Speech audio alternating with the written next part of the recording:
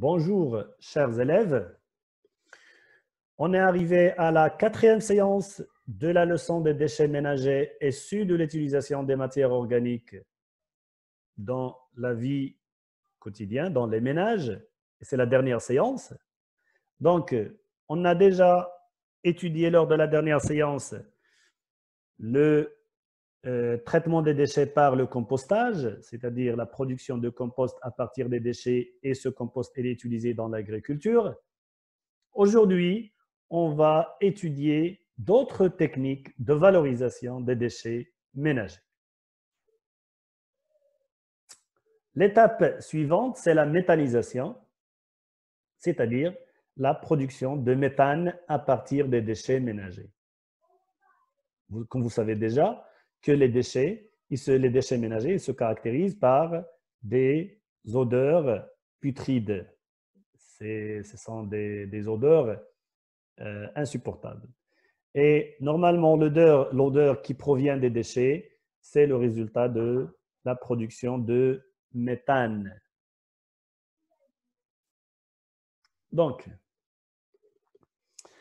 ce qu'on veut faire à partir de cette méthode, c'est-à-dire la méthanisation ou bien la production de biométhane ou bien la production de méthane, c'est au lieu de laisser le méthane se produire naturellement dans les déchets et il se libère directement dans l'atmosphère, on veut favoriser davantage la méthanisation qui se fait naturellement par des conditions qui accélèrent la production de méthane, et on doit récupérer le méthane afin qu'on utilise ce gaz comme carburant.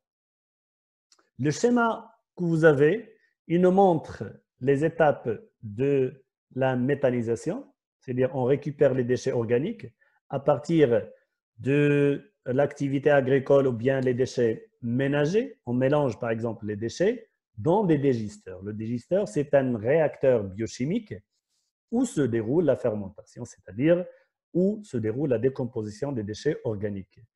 Biodégradable, ce réacteur est étanche, c'est-à-dire il ne laisse pas sortir le méthane qu'on veut stocker à la fin, qu'on cherche à partir de cette technique, et il ne laisse pas entrer le dioxygène. Ce qui est important pour nous, c'est la sortie ou bien l'entrée de dioxygène. Il doit être interdit parce qu'il va favoriser la respiration cellulaire et comme ça, il va perturber la fermentation. Après qu'on produit le méthane dans le digesteur, le méthane il sera envoyé vers les générateurs de l'électricité. C'est-à-dire on va procéder à la combustion de ce gaz dans des générateurs électriques, soit si on veut produire de l'électricité, ou bien on va transformer le carburant en chaleur si on a besoin de chaleur, ou bien on transforme le gaz comme biocarburant des véhicules. Le reste de cette méthode, ce sont des composés riches en matières minérales et organiques, donc ils sont utilisés dans l'agriculture comme compost. Donc la méthanisation et la dégradation anaérobique, c'est-à-dire en absence de dioxygène, des déchets organiques par la fermentation. Et cette fermentation se fait par des bactéries qui produisent le méthane. Les bactéries qui produisent le méthane, ils s'appellent les méthanobactériums.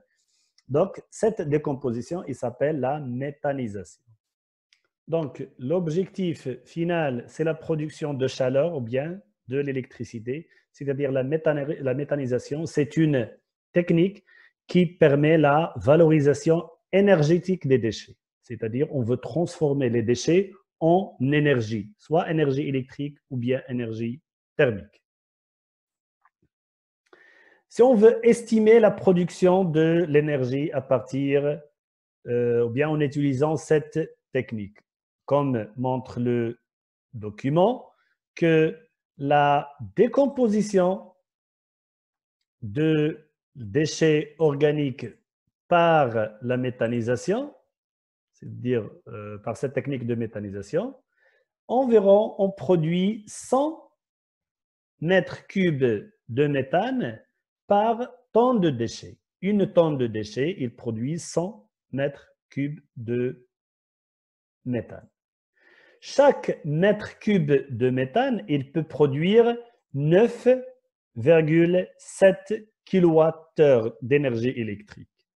Et on sait très bien que chaque kilowattheure, il est acheté par le consommateur à 0,8 dirhams pour la première tranche. Si on consomme dans la deuxième et troisième tranche, donc le montant va augmenter jusqu'à arriver à 1,5 dirhams. Donc, si on achète chaque kilowatt à 0,8 dirhams et on produit 100 mètres cubes de méthane et chaque mètre cube produit 9,7 kilowatts, donc le coût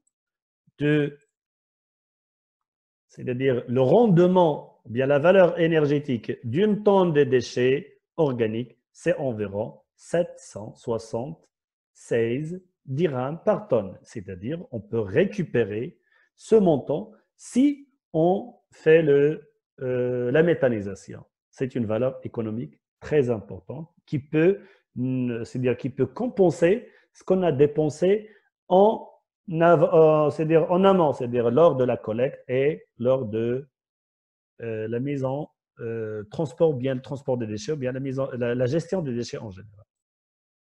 Donc, cette technique, elle est rentable économiquement parce qu'il nous permet de récupérer de l'argent qu'on a dépensé et il contribue et il protège l'environnement et la santé. On va passer à un exemple qu'on fait déjà au Maroc. Au Maroc, on procède ou bien on installe dans les dernières années, on est en train d'installer des centres d'enfouissement.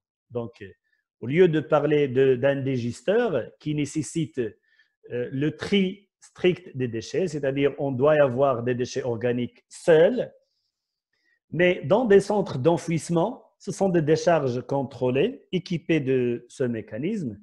Et les centres d'enfouissement, ce sont généralement des centres qui reçoivent des déchets de différents types de nature, c'est-à-dire qui ne sont pas triés, mais qui sont riches en matière organique biodégradable. Donc, les centres d'enfouissement, c'est le stockage des déchets dans des casiers, c'est-à-dire dans des casiers qu'on a creusés artificiellement et qui sont recouverts par des couches épaisses de terre. C'est pour empêcher l'entrée de dioxygène ou bien empêcher la sortie de méthane. Dans le digesteur, on a utilisé un système étanche qui ne laisse pas les échanges gazeux entre les milieux internes et externes.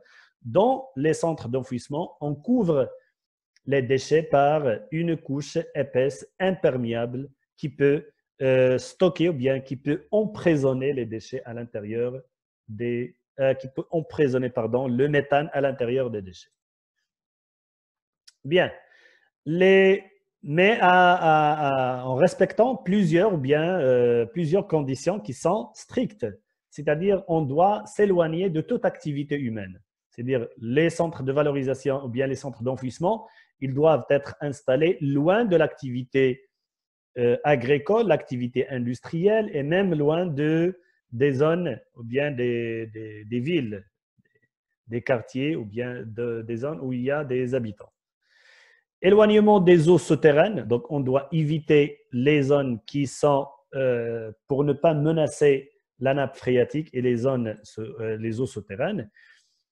Et on doit couvrir la base des casiers par une membrane étanche, soit à membrane artificielle ou bien on peut même utiliser de l'argile avec installation d'un système de récupération de lixivia. C'est-à-dire, on sait très bien que les déchets, ils contiennent une fraction de liquide qui se transforme ou bien qui, par la suite, il devient un lixivia. Donc, on doit récupérer le lixivia à partir des déchets et on doit traiter le lixivia pour ne pas c'est-à-dire contaminer soit le sol, soit la nappe phréatique ou bien un autre milieu naturel. Par la suite, on va installer un système de récupération système de canalisation pour la récupération de méthane qui est produite à l'intérieur des déchets. Donc, après installation de ce système de canalisation, on peut absorber le gaz qui se produit à l'intérieur des déchets et on va stocker le méthane dans des grands réservoirs étanches. Pardon.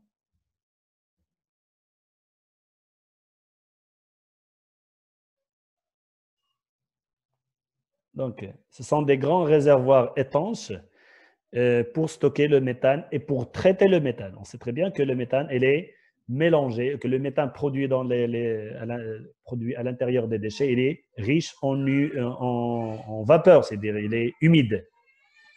Donc, on doit sécher le méthane par un système de refroidissement. Si on installe à côté un système de refroidissement, si le méthane, il devient, c'est-à-dire,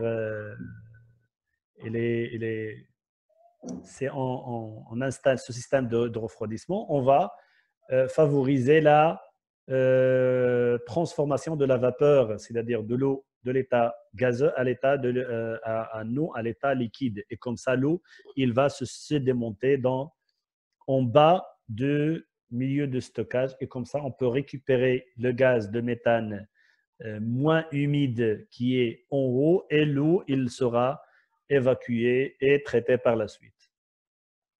Puis le méthane, il est envoyé vers les générateurs, c'est-à-dire on va procéder à la combustion de méthane dans des générateurs qui ne produisent l'énergie électrique.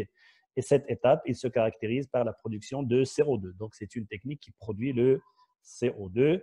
Et l'énergie électrique, il sera utilisée dans l'éclairage, c'est-à-dire il peut être utilisé dans les ménages pour, c'est-à-dire comme l'électricité qu'on utilise souvent.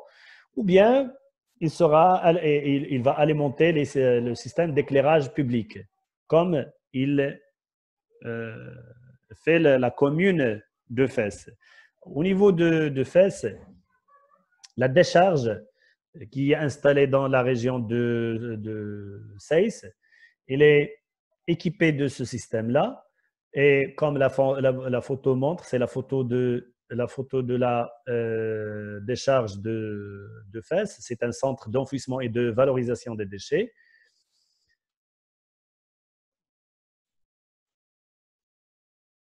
Donc, on a arrivé à la dernière méthode de valorisation des déchets. C'est une technique de valorisation des déchets, de valorisation énergétique des déchets. C'est-à-dire, on veut produire soit de l'énergie thermique ou bien de l'énergie électrique, mais c'est par la combustion des déchets ménagers, c'est l'incinération. Donc, l'incinération, c'est une combustion aérobie des déchets ménagers dans des fours qui à des températures supérieures à 800 degrés Celsius et ces fours ils sont équipés par des systèmes de filtration des fumées dégagées de cette combustion et des systèmes de récupération des cendres, c'est-à-dire ils respectent, entre parenthèses, ils respectent l'environnement. Donc cette technique, il nous permet de se débarrasser de 90% de volume des déchets et comme ça, on n'est pas obligé d'installer et de chercher de nouveaux décharges chaque période. Donc, l'incinération se fait par plusieurs étapes. La première étape, c'est la réception des déchets, puis la préparation de ces déchets, puis l'incinération des déchets au niveau de l'étape numéro 5. Puis, après l'incinération, on va produire de l'énergie thermique. Cette énergie va réchauffer un liquide qui se trouve ou bien qui traverse ce système de canalisation numéro 6. C'est l'eau qui se transforme en vapeur. La vapeur, il se trouve sous pression et la pression va faire tourner une turbine installée dans la composante numéro 11. Cette turbine, quand il tourne, il va activer le fonctionnement d'un générateur électrique et ce générateur va nous produire l'énergie électrique, qui soit il va alimenter les maisons, ou bien l'éclairage public, ou bien n'importe quelle utilisation. La vapeur, quand il a tourné la turbine, il va passer par un système de refroidissement, c'est un condensateur qui transforme la vapeur en eau et comme ça, l'eau, il va se circuler une deuxième fois. Donc, c'est un circuit fermé. Puis, il y a un système de récupération des cendres et ces cendres qui sont produites à partir de ce four, ils sont envoyés vers des centres d'enfouissement, c'est-à-dire ils sont stockés avec des mesures de protection de l'environnement dans des décharges qui sont installées pour ça. Et on a un système de filtration des fumées, des gaz qui se projettent dans l'air et on veut minimiser les quantités des gaz à effet de serre qui se projettent ou bien qui se produisent à partir de ce système-là. Si on veut mesurer la quantité, c'est-à-dire le rendement de cette technique, donc l'énergie électrique produite par l'incinération d'une tonne de déchets, c'est-à-dire par tonne de déchets, on va produire entre 300 et 400 kWh. Donc, si on multiplie ce chiffre de 400 kWh fois 0,8 dirhams, c'est le prix de vente de l'électricité au consommateur, c'est le prix minimal, hein, je parle toujours. On va récupérer 320 dirhams par tonne de déchets. Donc, au lieu de stocker les déchets sans gagner rien, on peut brûler les déchets et on peut gagner 320 dirhams par tonne de déchets incinérés. Comme ça, si on veut résumer de façon générale. L'incinération, c'est une technique qui nous permet de récupérer c'est-à-dire de récupérer 320 dirhams par tonne de déchets. Donc, c'est une technique rentable économiquement. Il nous permet de récupérer une partie d'argent dépensé déjà. Il nous permet d'assurer une élimination de 90% des déchets. C'est un avantage aussi. C'est-à-dire qu'il évite le remplissage ou bien le remplissement rapidement des déchets, des décharges. Mais il a des inconvénients. C'est qu'il provoque une pollution importante puisque c'est la combustion. Donc, il y a dégagement des gaz qui sont nocifs dans l'environnement. Et on détruit les matières premières recyclables. Par exemple, le plastique qui se trouve dans les déchets ménagers, s'il est incinéré, donc on va détruire définitivement ce type de matériaux qui peuvent être recyclés. C'est-à-dire, on ne préserve pas nos ressources. Donc, cette technique ne préserve pas les ressources naturelles. Donc, comme ça, on a arrivé à la fin de notre séance et on va se trouver pour la prochaine séance, on va entamer la leçon des aspects ou bien des pollutions liées à l'industrie.